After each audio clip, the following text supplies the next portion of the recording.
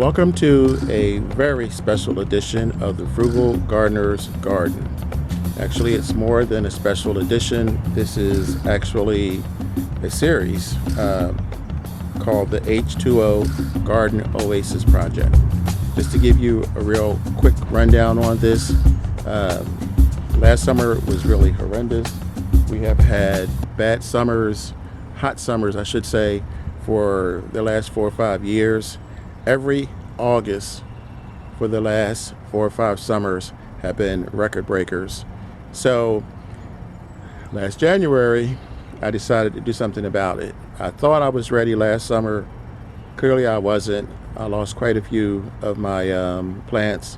So I began collecting, reading up, and figuring out what I was going to do for this spring and summer so I would be able to save my plants. So here we are. What you're looking at is obviously peat moss and straw. I'll get to that in a minute, but right now I'm going to give you the first of 5 things that you can do to help protect your plants, protect your vegetables while you're growing them this summer. Spend less time in the heat gardening. And one of the big things I want to cover over this series is how to conserve water. But before you plant anything, you're going to need to know what to plant. What are heat tolerant vegetables, crops you can plant? Like for instance, I would not plant spinach in the summer. If you are a seasoned gardener, you already know that. If you are new, you may not know that. Lettuce is the same thing. There's certain things that I would not plant in the summer, but there's certain things that I am planting. I am planting tomatoes, cucumbers, corn, sweet potato, eggplant, bush beans, cantaloupe. You can also plant bell peppers, sunflower seeds I'm also planting, cantaloupe, watermelon.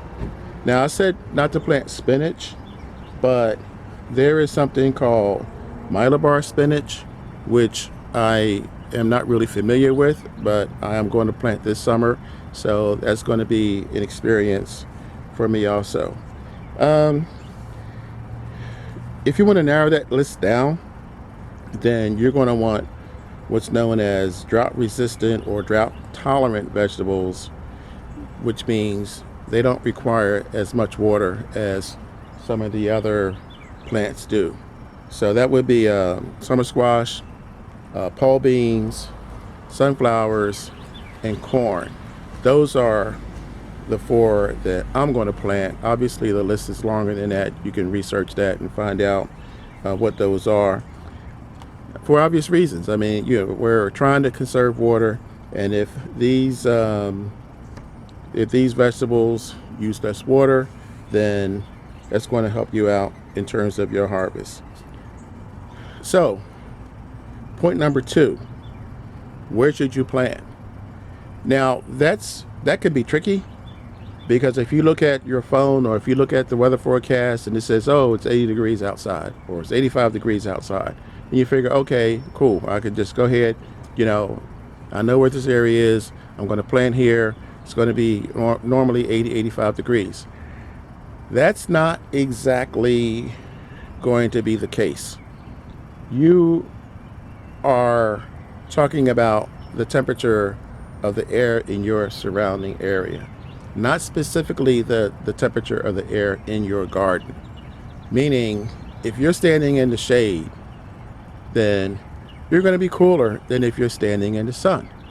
If you have if your garden gets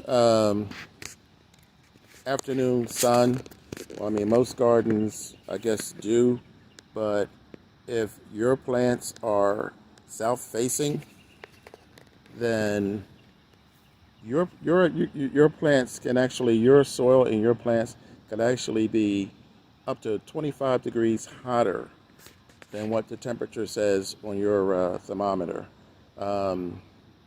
Could be even hotter than that if you're using pots. I'm going to cover that in another episode. But the point is, you have to be selective about what you're going to plant and where you're going to plant. So now I'm going to move on to the fun stuff. Basically, I'm going to show you what I'm going to do with this straw and with this peat moss. So just hang on, and I'm basically going to remove some of this soil so that I can show you what my first step is going to be.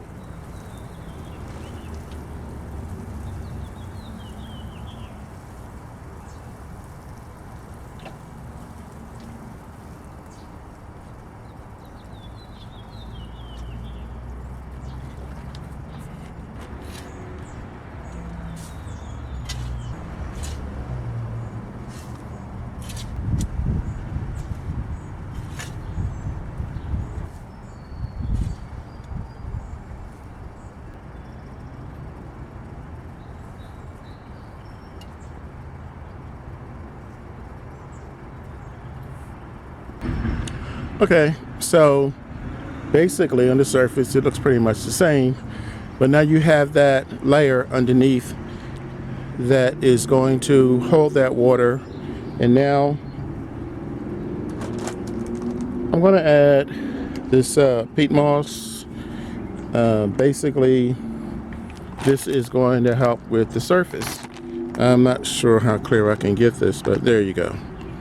So holds up to 20 times its weight in moisture.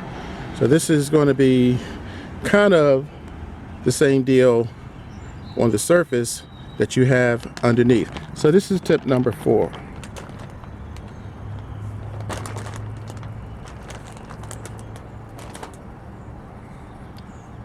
Before I add the peat moss, I'm going to plan out where I'm going to put my my squash seeds. So this is a quick, easy way to do it. This way you don't end up planting your seeds too deep. Well, that's it for this bag. I have another bag in the house. I'll probably add another inch or two. But now I'm ready for planting my seeds. And basically at this point, I just need to soak this, water this down, so that I have that extra layer of protection from the sun. So we have that upper layer, we have the inner layer, and that's tip number 4. We have one tip to go. Okay, so here's the deal. I'm using just a basic summer squash, and a lot of times I'll use burpee. I'm showing you this bag of garden coir or coconut coir. It's organic. I mentioned it early on. I said I would be using that, but I used the organic peat moss instead. In a lot of cases, for me, those two are interchangeable. This holds up to 150% of its weight in water, so I'll be using this throughout the summer also. As I said, you know, there are some differences, but for the most part, for my usage, they're interchangeable. So I'm basically going to just water this, and that's going to be it. You may have noticed that, oh, here it is. I'm trying to zoom in on my last and final tip, and that is this water meter. You have gardeners that have been gardening for their whole life, and you have gardeners who are beginners, who are just starting out. So for you more seasoned gardeners, you know, you probably know some of these tips. This is just the first video. I have some stuff that is new to me and will probably be new to you as well. But for the novice, for the beginner, this may all be new. So at this point, this is pretty simple. The old timers usually just stick their finger in the soil about an inch down. If it comes out dry, you need to water it. If it comes out wet, then you're probably okay. So, like I said, you know, you put this in, you read it, it's going to tell you whether you need water or not. If it's in the red, you need water. If it's in the green, then you probably don't need water. So it's pretty simple. I have 2 or 3 of these around. I have a newer one, as a matter of fact, it's brand new, that I'll probably be using in an upcoming video. So tip 1 is figuring out what you want to plant. You don't want to just throw any old thing in there and then have the sun just eat it up, or have to spend a ton of time and water and money to just keep it alive. Number 2, where you should plant is kind of a follow-up to number 1. So you want to plant someplace if you can. I mean, your garden may be stationary. I use mostly pots, but this is probably maybe 20% of my garden. So I can move the pots around. I'm going to do a episode on that. Number 3 is the wheat straw, which is going to give you more nutrition, but the nutrition is not the big factor. The extra moisture. It's also going to give you aeration. It's going to keep the soil from becoming compacted. Number 4 is, well, I said coconut coir, but it's really, in this case, I use peat moss, coconut coir, whatever kind of ground topping you want to use, whatever kind of mulch or anything you want to put on your soil to protect it from the sun. And number 5 is what you're looking at, and that's this water meter. Basically to tell you how much water you have in your ground, how much moisture you have in your soil. So that's it for the first installment. I have a lot of cool stuff to show you guys. This is probably going to be a 4 video series. So if I mean, hold on, because I think we're going to be in for another really hot summer. And as I said in my promo, I'm not expecting you guys to just run out and buy all of this stuff and spend a couple $100. I spent maybe, I don't know, about $200. Some of this I had already. Some of it was gifted to me from family members. But you know what your garden needs are. You know what your budget is. So basically, base it on that, and I think you'll be fine. So video 2 is coming up. It's in the works. So I will see you guys in the next video. Thanks for spending time out of your day with me. Please subscribe so that you'll get notifications when these videos come out. This is the Frugal Gardener. Thank you for spending time with me today. And as always, happy gardening.